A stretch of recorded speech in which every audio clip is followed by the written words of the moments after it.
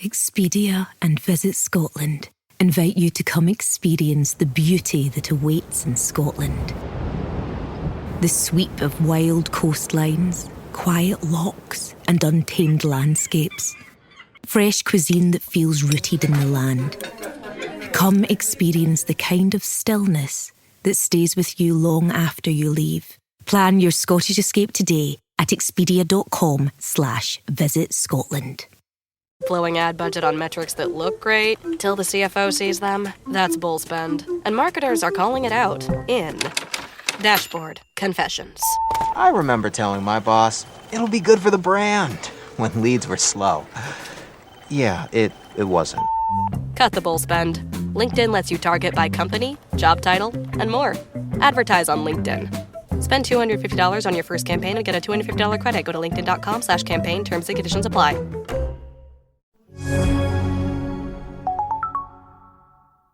What we know now, though, is that colorectal cancer has just become the number one cancer diagnosis for people under the age of 50. Yes. So we have to change that whole narrative and that whole mindset.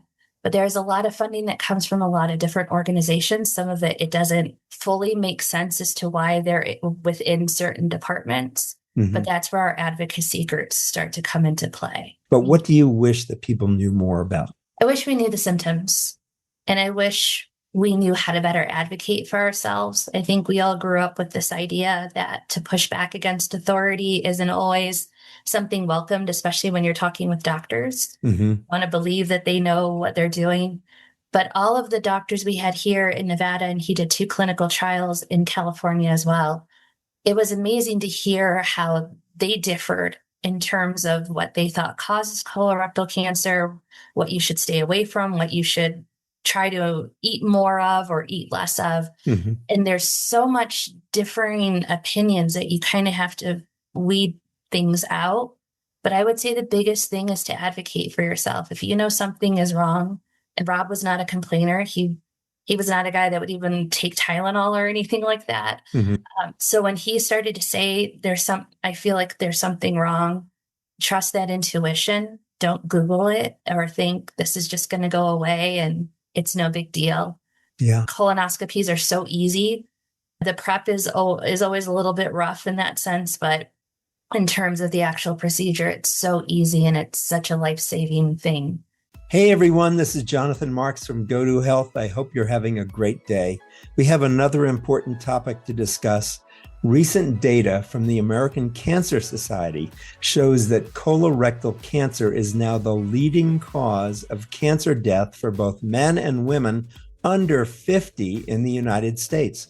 We're not talking about 70s and 80s and 90s. We're talking about the leading cause of cancer death for both men and women under 50 in the United States. This show today is brought to you by Fight Colorectal Cancer. That's fightcrc.org. And the CEO, Angie Davis, says, for 20 years, advocates have joined us on Capitol Hill to shine a light on colorectal cancer and urge lawmakers to make this disease a priority. Our ambassadors bravely share their stories. They put faces to the challenges patients and families face, break down stigma, and understand why urgent action is needed now. Our guest today, Norma Flores, a caregiver and advocate who lost her husband, Rob, to rectal cancer at the age of 40, is traveling to Washington, D.C. this March. As part of CRC's annual United in Blue initiative, Flores will join advocates from across the country to meet with members of Congress and demand stronger federal investment in colorectal cancer research and screening. She'll also be featured on the National Mall, where her photo will appear alongside more than 27,000 blue flags, symbolizing the projected number of people under 50 expected to be diagnosed with colorectal cancer by 2030 if decisive action is not taken. You can learn more, and I encourage you do, at fightcrc.org. CRC stands for colorectal cancer, fightcrc.org. And before we get to Norma or request, please visit our website at gotohealthmedia.com, where you can see more than 270 shows just like this one. If you're watching us on YouTube, Apple, or Spotify, please give us a thumbs up or a 5-star review. That helps get the word out to more people. Thanks in advance. So welcome to the show, Norma Flores. How are you today? I'm well, thank you. How about yourself? I'm doing great. So when your husband, Rob, was first diagnosed only at the age of 40 with colorectal cancer, what went through your mind, especially given that he was healthy and had no family history? Shock. I think we were both very shocked by the diagnosis. It took a little bit of time. He had told me in October that he had started to see symptoms. This was October of 2019. And it wasn't until the end of January 2020 that he was able to get the colonoscopy, and we really had to push for it. Okay. So it was a mixture of emotion where you were shocked by the diagnosis, but at the same time, you felt relief that we finally knew what was going on. And you had that intuition that something was wrong. And so to actually have a diagnosis and see a game plan being put together, it's a whole package of how you feel. Yeah. Yeah, I'm sure. What were the first symptoms that Rob noticed that he shared with you? Rob always had a nervous stomach, so we never really thought too much about it. But it wasn't until when he actually told me he was starting to see some blood in his stool. We had an annual physical that we were getting ready for. So I told him, okay, next week, tell the doctor this is what you're seeing. And they said, oh, it's just hemorrhoids. Like his blood work came back perfect. His weight was good. We were working out 5 days a week. He was fit. He was active. There was nothing physical in his appearance that would have shown that there was an issue, but it was that blood in the stool. But they never actually even checked to see. They just said, oh, hemorrhoids. And he had a 5-centimeter mass. So when did the diagnosis move from hemorrhoids to colorectal cancer? What had to happen for that to take place? We had to push. I had told him when he went into that initial appointment to ask for a colonoscopy, and they said, you're too young. There's nothing to worry about. You don't have a family history or anything like that. And over the Christmas holidays, we were back in Ohio, and he just had this look about him that just something wasn't right. And in the pit of my stomach, I was starting to think there's something else going on here than just a nervous stomach or something simple. And so when we came back, I strongly encouraged him to push for a colonoscopy. So we went back to the doctors, and she said, okay. She's like, I don't think you need something like this. And things moved very, very quickly. He had a colonoscopy on, I think it was the 3rd of February. And that Thursday evening, the doctor called, and he called us at like 8:30 at night and told us, no, the mass did come back that it was cancer. And what was the treatment following that?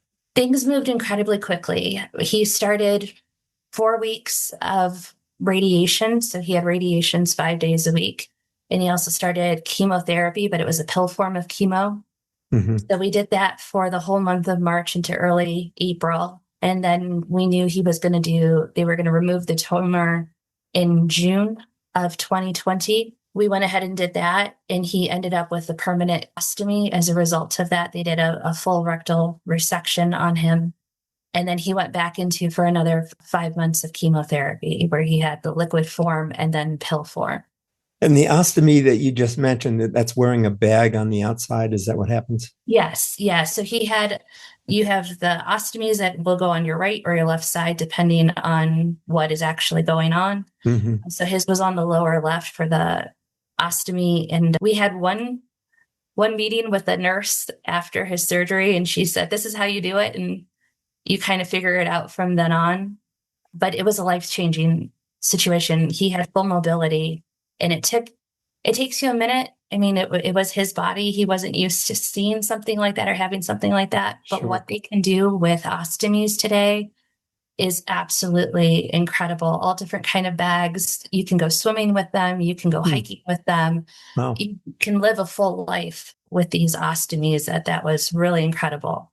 Hey all, Jonathan from Go2 Health. Let me ask, how do you sustain your energy throughout the day? I try to do it with the morning cup of coffee and then one in the afternoon as a pick-me-up, and of course my daily vitamins.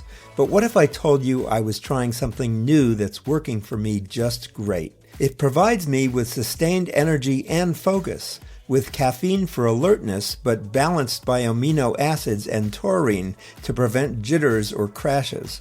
It also has a blend of B vitamins, L-carnitine, and choline to power my energy and mental clarity, even if I didn't get the best night's sleep. It's also packed with vitamins A, C, and E to support my immune health, even with my days of packed schedules.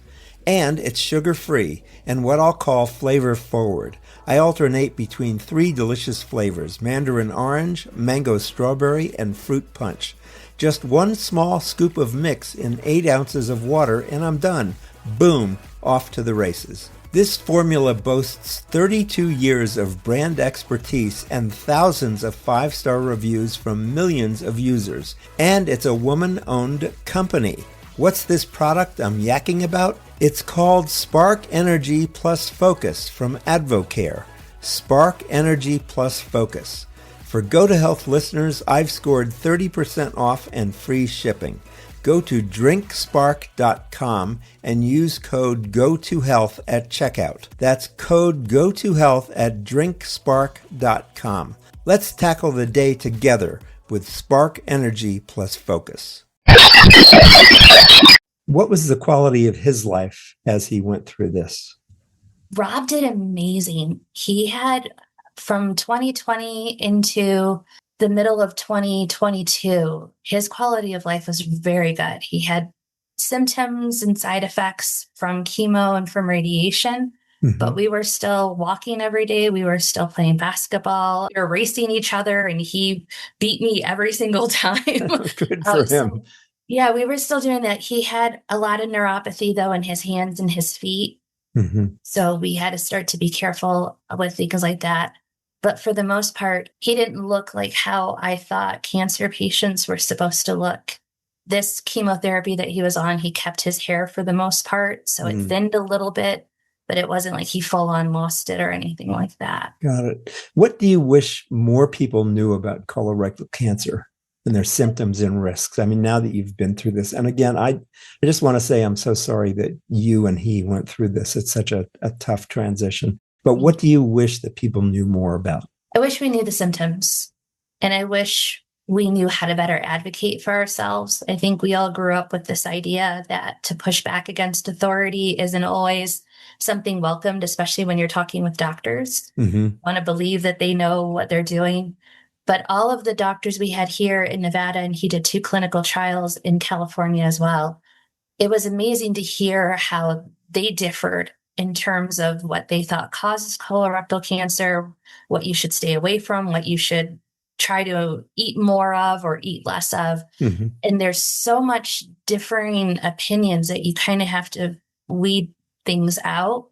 But I would say the biggest thing is to advocate for yourself. If you know something is wrong, and Rob was not a complainer, he was not a guy that would even take Tylenol or anything like that. So when he started to say, I feel like there's something wrong, trust that intuition. Don't Google it or think this is just going to go away and it's no big deal. Yeah. Colonoscopies are so easy. The prep is always a little bit rough in that sense, but in terms of the actual procedure, it's so easy and it's such a life-saving thing that can happen. So you were a caregiver for Rob, which this was over like 3 or 4 years. Is that right? Yeah, about 3.5 years. Yeah. So what gets overlooked in the cancer conversation when we talk about caregivers? I think everything. We were given an entire 3-ring binder when he was going into chemo of symptoms, side effects, all kinds of things that we needed to pay attention to. But there was nothing to say, this is what you're going to witness. You know, he was my husband. There was nothing I wasn't going to do for him. The fact that I would have chosen to walk away or anything like that, none of that ever even entered into my mind, but it's hard. But Rob was really good too at balancing that. As much as I took care of him, he still took care of me. And that idea of just come sit with me, leave the dishes. It doesn't matter if you didn't vacuum today, it's no big deal. Right. And just to be present, I think, is the most important thing, to try to take care of yourself as best as you can. But I think any caregiver would tell you this is a sacrifice well worth it. You don't mind putting yourself second at that particular moment in time if that means that you're going to have another hour or another minute with him. You said a minute ago that this was very hard. What was difficult about being a caregiver? Watching from the sidelines. Mm-hmm. Unfortunately for us, and for a lot of people, he was diagnosed right as we went into COVID. Mm. So chemo appointments that I would have been at, you would have been holding hands, you would have been right there encouraging the way that I always did. I spent those years sitting in the parking lot in Las Vegas. Oh, that's hard. We weren't allowed to enter buildings. Yeah. But you're walking a path parallel to that person. You're seeing things and you're still trying to deny what it is that you're seeing and saying, no, it's still going to be okay. You're trying to encourage when you know that they don't feel good, when they know that nausea is setting in and appetites are being suppressed and things like that. So you try to rally as best as you can and know that you're walking a path similar, but there's literally nothing you can do that is going to make the situation better other than offer that hand, offer to rub somebody's back or just to sit with them or tell a joke, try to make something light and distract as best as you can as well. So you kind of wear multiple hats when you're walking a journey like this. Norma, where did you find support during this period? We found support in each other. We found support in family and friends. We're 2,000 miles away from our original home. So unfortunately, people who would have been around us for something like this, they weren't there. But we have incredible friends here in the city that became family as well. Mm-hmm.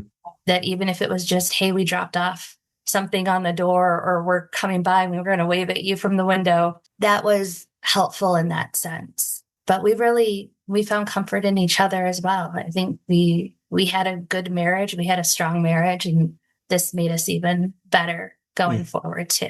My hat's off to you, Norma. You seem like a very strong, dedicated, devoted person. And I have such great respect for what you did and who you are and what you went through. Thank you. Thank you. What made you think about taking your story to Washington, D.C. and speaking directly with lawmakers? So we really didn't know where to start when Rob was diagnosed. Neither one of us knew anything about cancer in general or specifically colorectal cancer. So I ended up finding Fight CRC in February of 2021, and I started writing with their gratitude team. So we were hooked into this community while Rob was still in treatment. And once he passed, I was still part of this. I knew that they went to DC every single year. The year he passed, it would have been 2024 that I could have gone. And it just didn't feel right at that time. Sure. And then something in the fall of 24, when they put out the applications and said, hey, this is what we're going to do if you all are interested, it was a need. There was a physical need that I felt that this was a place that I had to be. Mm-hmm. And I think because we both are university professors, we both taught history, we're used to putting up statistics. And I think a lot of times when people read statistics, it's a really big number. But what I wanted to do in going to Washington, D.C. is I wanted to put his face to one of those numbers. He wasn't just one of the thousands that are diagnosed, one of the thousands that lost their lives to this disease. He was a full person who had a full life, who had dreams and plans of things that he wanted to do. And I thought by bringing that personal aspect to lawmakers was important for them to remember at the end of the day that these are your constituents. These are people from our community. Mm-hmm. We were not and are not, unfortunately, the only ones going through something like this. Yes. And to remind them that they are in a position of power and privilege to be able to extend so much aid and help to people, not just in the state of Nevada, but across the board too, with legislations that they're passing. Let me give people the URL, the web address for the organization you're talking about. It's fightcrc.org. And CRC stands for colorectal cancer. It's fightcrc.org. Tell us about the organization, Norma. You said a little bit, but tell us more. What do they do? The organization, it is run primarily by patients and survivors and caregivers. They are not there to market any particular drug. They're not there to market any particular form of treatment. It is basically a giant community that brings you all together at one of the worst moments of your lives. And it offers you a safe place to talk to others, to get that advice, to get that support. And it's wonderful. We had an amazing support group around us, but it was wonderful to say something to somebody and you don't have to explain everything that you're feeling because they get it. Yeah. And that, I think, is the beauty of a community like this. Nobody wants to be a part of this community, but once you find yourself in it, there are some incredibly beautiful people. There's so much hope that comes from it too, so much encouragement as well, that it's that extra lifesaver you didn't really know you needed at the time. Ryan Reynolds here from Mint Mobile. I don't know if you knew this, but anyone can get the same premium wireless for $15 a month plan that I've been enjoying. It's not just for celebrities. So do like I did and have one of your assistants switch you to Mint Mobile today. I'm told it's super easy to do at mintmobile.com/switch. Upfront payment of $45 for 3-month plan, equivalent to $15 per month required. Intro rate first 3 months only, then full price plan options available. Taxes and fees extra. See full terms at mintmobile.com. That's a beautiful statement. Again, folks, that's fightcrc.org. And again, CRC stands for colorectal cancer, fightcrc.org. So Norma, when you think about honoring Rob, what does that look like for you today? This, telling his story, saying his name. I think the way that we approach grief, especially in our country, it's like colorectal cancer. It's a taboo subject. It's something we feel we have to tiptoe around. And even people say to me today, "Oh, are you guys coming?" And they're like, "Oh, I'm so sorry," because we're so used to saying it like this. And I'm like, don't be sorry for saying that. Thank you for remembering him. Thank you for still including him. So when I think about him and think about honoring him, it is doing this. I made a promise before he passed. He knew I was involved in this work. He knew that I couldn't stop with this work, even if I wanted to. We had learned too much. We had seen too much, that I felt that if at any point I could be a support to somebody else, that was something that I was going to do. And that's what you're doing? Are you of support to other patients or their spouses or their loved ones? Yes, this is what kind of dipping my toe with Fight CRC and moving beyond just the gratitude team and writing cards to donors. This is kind of that next step forward, is building up that advocacy. And sometimes it's sending a card. Sometimes it's just saying, "Hey, if you want to call and not say anything, I'll still be here on the other end of the line." Wonderful. If you could change one thing about how colorectal cancer is handled in this country, what would it be, Norma? Funding. We are incredibly underfunded. So if you look at, especially with breast cancer, the incredible strides that have been made with breast cancer over the last 20, 25 years, it has been absolutely incredible. So there are some cancers that have independent funding, and that's what Fight CRC, this is one of the reasons why we go to DC, is to ask for funding specifically from the Department of Defense. So right now, colorectal cancer receives about $6.7 million, but we are competing with about 20 other cancers in order to receive that funding. When you have independent funding from departments like the Department of Defense, that money is earmarked specifically for you. So if you look at breast cancer, it's about $150 million.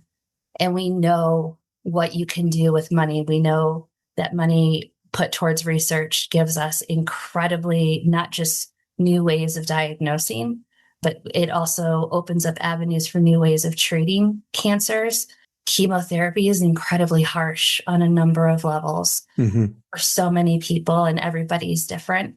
So finding treatments that'll work, but it doesn't knock you out completely, would be incredibly important in this work. So yeah, I would say funding is the biggest thing. And I know we all compete for different things, but at the end of the day, we're still talking about healthcare in the United States. I'm surprised you mentioned the Department of Defense. How's that related to colorectal cancer? I would have thought Health and Human Services. What's the connection there? So Fight CRC is looking to encourage politicians in Washington, D.C. to include colorectal cancer research in what we call the peer review cancer research program, which is part of the Department of Defense. What we know now, though, is that colorectal cancer has just become the #1 cancer diagnosis for people under the age of 50. Yes. So we have to change that whole narrative and that whole mindset. But there's a lot of funding that comes from a lot of different organizations. Some of it doesn't fully make sense as to why they're within certain departments. But that's where our advocacy groups start to come into play. You mentioned before that you and Rob were both university professors. What did he teach and what do you teach? We both teach history. He specialized in U.S. foreign policy. I specialize in modern European history and Holocaust studies. Interesting. We both taught world classes. We taught the American classes. Yeah, that's what brought us out here into Vegas. That's great. Wonderful. So, Norma, is there any question I didn't ask that I should have asked, or is there a big message you'd like to leave with people today? I think the biggest message here is you're never too young. Colorectal cancer for years was thought of as something you worried about when you were in your 60s, your 70s, your 80s. It was never something that we would think of people in their 40s or 30s or even in their 20s. If you have any of those symptoms, if you feel like something isn't right, don't sit on it. Time is of the essence. Colorectal cancer is about 90% curable if it's a stage 1. We still have survivors and thrivers that are stage 4 that have been with us for years. So don't let numbers keep you away from something like this too. Thank you so much. Again, I just want to underline how brave and strong you are. And I know this has taken a lot, and you're surviving and you're doing really good work with what has happened. Thank you. Thank you so much for this opportunity and for me to share a little bit more about our story. Good. We've been talking with Norma Flores. She's a caregiver and advocate who lost her husband, Rob, to rectal cancer at the age of 40. She's traveling to Washington, D.C. this March as an ambassador with Fight Colorectal Cancer. That's fightcrc.org. It's the nation's leading colorectal cancer patient empowerment and advocacy organization. Norma, thanks so much again. It's a very touching story, and I'm really going to do the best I can to get as much word out about this as possible. Thank you, Jonathan. Thank you so much. Good. This has been Jonathan Marks with Go to Health. Please visit our website at gotohealthmedia.com. We have lots of shows for you to watch and learn about. You can also watch us on YouTube, Spotify, or Apple. And if you like what we're doing, please give us a thumbs up or a 5-star review. That helps the word get out to more people. Again, this has been Jonathan Marks. Thanks for being with us. We'll see you again next time. And remember, go to health. God bless. Take care. Thank you for tuning in today to Go to Health. You are one of almost 10,000 people per day who enjoy the evidence-based health information offered by our guest health experts. You can watch us on our website and YouTube and listen to us on 8 podcast networks. Be sure to join Jonathan Marks in our upcoming shows each week.